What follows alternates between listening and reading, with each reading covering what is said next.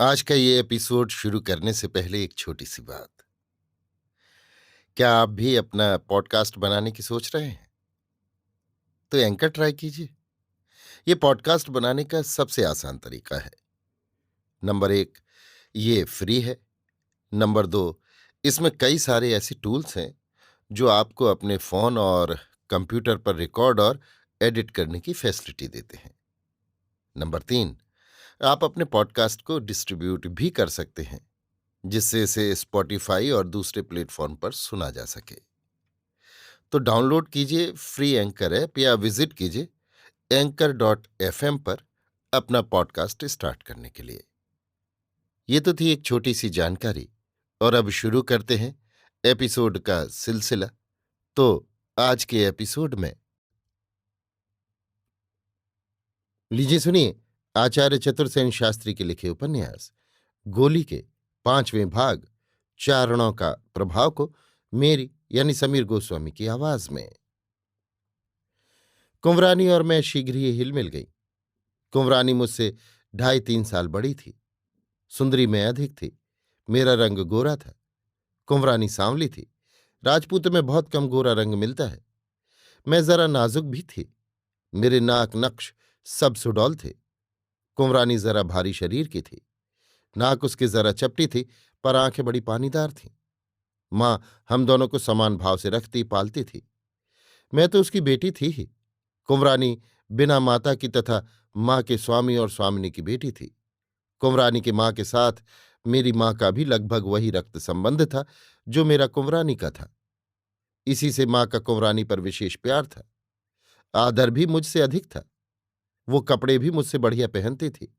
खाना मुझे अभी भी बहुधा कुंवरानी के जूठे रूप में ही मिलता था, पर कुंवरानी मेरा जूठा न खा सकती थी। इस बात का पूरा ध्यान रखा जाता था। कुंवरानी के सभी पुराने वस्त्र मुझे मिलते थे। कुछ तो काट छांट कर तभी मेरे लिए ठीक कर लिए जाते थे कि बड़ी होने पर काम आएंगे। ठाकुर मुझे भी बहुत प्यार करते थे। असल बात ये थी कि मेरी माँ ने उनका मन मोह लिया था। ठकुराइन के जीते जी वो उतना खुलकर मेरी माँ के साथ घनिष्ठता नहीं बरत सकते थे। उसके मरने पर उन्होंने माँ को पड़दायत बनाकर और पैरों में सोना देकर बहुत बड़ी इज्जत दी थी। आप हंस सकते हैं, परंतु हम गोलियों के लिए सचमुच ये बड़ी प्रतिष्ठा की चीज थी। आजकल प्रतिष्ठा का मापदंड बदल गया है। तब हम गोला गुलामों की प्रतिष्ठा का यही मापदंड था। किसी गोली का पर्दायत बन जाना और पैरों में सोना पहनना सचमुच ही गौरव और प्रतिष्ठा की चरम सीमा थी। धीरे धीरे हम दोनों ही बड़ी होने लगीं। हमारे पिता ठाकुर पहले ही काफी उम्र के थे। अब वो वृद्ध होने लगे। राजपूतों का जीवन बड़ा संयत और अस्त व्यस्त होता है। एक प्रकार की रूक्षता, कर्कशता और कठोरता उनके जीवन में घुली मिली रहती है। ठाकुर साहब का जीवन भी ऐसा ही था। साधारणतः वो पढ़े लिखे व्यक्ति थे। स्नान पूजा पाठ वे नित्य करते थे। मुझे बचपन के वे दिन याद आते हैं जब हमारे घर के पुरोहित पोपले मुंह वाले बूढ़े ब्राह्मण नित्य प्रातःकाल गंगोदक और अक्षत लेकर ड्योढ़ियों में आते और जय पृथ्वीनाथ कहकर ठाकुर साहब का अभिनंदन करते थे। उनके सिर पर पवित्र गंगोदक और अक्षत का मार्जन करते थे।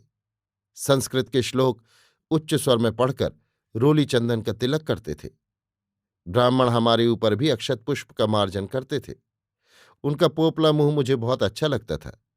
जब वो जय हो का उच्चारण करके मेरे माथे पर और कुंवरानी के मस्तक पर अक्षत पुष्प डालते थे, हम लोगों को हंसी आ जाती थी। ठाकुर साहब शैव थे। नित्य शिवालय में जाकर लिंगार्चन करते थे। संस्कृत के बहुत से श्लोक, भक्ति की कविता और दोहे उन्हें याद थे। डिंगल की कविता का उन्हें शौक भी था। कदाचित वो डिंगल की कविता कभी कदास करते थे। ठाकुर साहब के घराने का चारण साल में 1-2 बार ठिकाने में आता। वो बहुत बूढ़ा चारण था। उसकी सफेद दाढ़ी थी, लाल आंखें थीं, पर वो बड़े डील डॉल का शानदार आदमी था। कवित्त पढ़ने का ढंग उसका बड़ा प्रभावशाली था। उसकी वाणी सतेज और चेष्टा उत्तेजक होती थी। जब वो वीर रस की कविता कवित दोहे ऊंचे स्वर में पढ़ता, तब अपने भाई बंदों के साथ दरबार में बैठे ठाकुर झूम झूम जाते। विदायगी में चारण को 101 रुपया एक पाग और सिरोपाव मिलता था। प्रशस्ति में चारण जो उच्चारण करता था उसका अभिप्राय यह होता था कि आपके बाप दादों ने हमारे बाप दादों को 1 करोड़ पसाव बख्शाया है। आपका ये दान भी करोड़ पसाव से कम नहीं है। मुझे याद आता है कि कुंवरानी के विवाह में ठाकुर ने इस चारण को घोड़ी दी थी और उन महाराजा की ओर से जिन्होंने कुंवरानी को ब्याहा था इसे एक हाथी और एक गांव दिया गया था। उन दिनों राजस्थान में चारणों का बड़ा मान था। कोई राजा ठाकुर चारण का अपमान करने का साहस नहीं कर सकता था। यह भी एक विचित्र सी बात है कि जैसे राजपूतों से हम गोलों गोलियों चाकरों और गुलामों की जाति उत्पन्न हुई जो ठाकुरों की खरीदी संपत्ति के समान गुलाम की भांति जीवन यापन करते थे, वैसे ही उन्हीं में से इन चारणों की भी जाति का उदय हुआ था। ठाकुर राजा जहां हम चाकरों से चरण सेवा कराते थे वहां इन चारणों की स्वयं चरण सेवा करते थे। वे ब्राह्मणों का भी सत्कार करते थे, पर वो सत्कार दान मान तक ही सीमित था। चारणों का सत्कार दूसरे ही ढंग का होता था। बहुत बार तो चारणों की पालकी में राजा को कंधा लगाते सुना गया है। चारण केवल राजपूत ही का दान अंगीकार करता तथा उसी का अन्न ग्रहण कर सकता था, किसी अन्य जाति का नहीं। यहां मैं चारणों की मर्यादा की एक कहानी सुनाऊंगी। दाता के पिता बड़े कांटे के ठाकुर थे।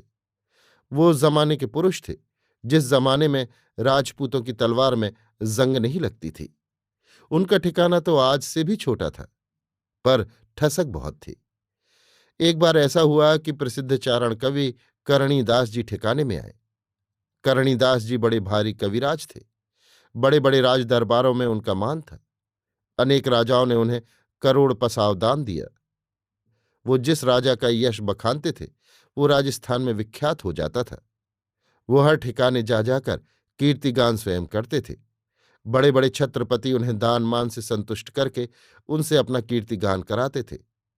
चारण की वाणी द्वारा ही राजाओं और ठाकुरों की कीर्ति अमर रहती थी।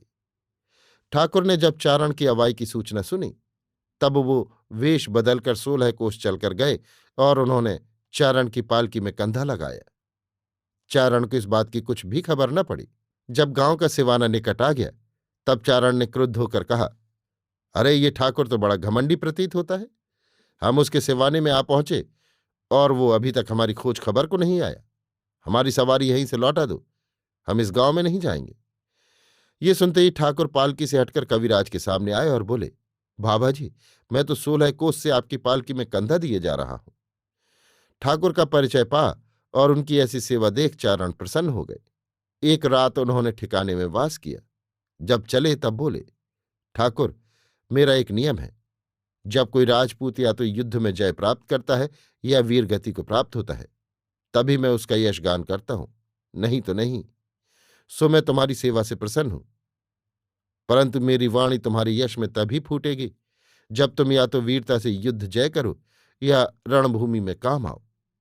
इतना कहकर चारण चले गए और ठाकुर के मन में बात घर कर गई। उन दिनों लड़ाई झगड़े तो होते ही रहते थे, पर अंग्रेजी राज के प्रताप से युद्ध नहीं होते थे। राजपूतों का प्राचीन जीवन अब खत्म हो रहा था। राजस्थान ज्यों ज्यों अंग्रेजों की छत्रछाया में आता जाता था, राजपूत आलसी होते जाते थे। दिन पर दिन और वर्ष पर वर्ष बीत गए, पर ठाकुर को युद्ध में जाने का प्रसंग हाथ न लगा। चारण से कीर्तिगान सुनने की उनकी तीव्र अभिलाषा थी, पर वो पूर्ण न हुई।